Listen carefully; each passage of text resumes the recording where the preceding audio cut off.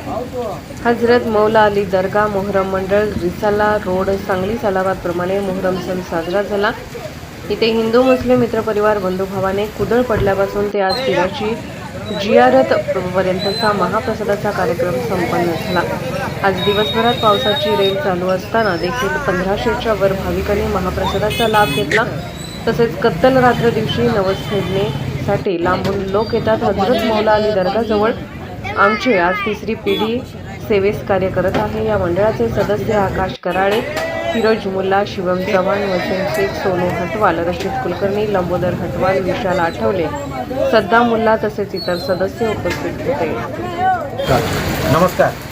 आज आम्ही हजरत मौला अली दर्गा मोहरम मंडळातर्फे या मोहरम सणाचा अगदी आपल्या पहिल्यापासून ते आज मोहरम विसर्जनपर्यंत आमच्या 50 वर्षाच्या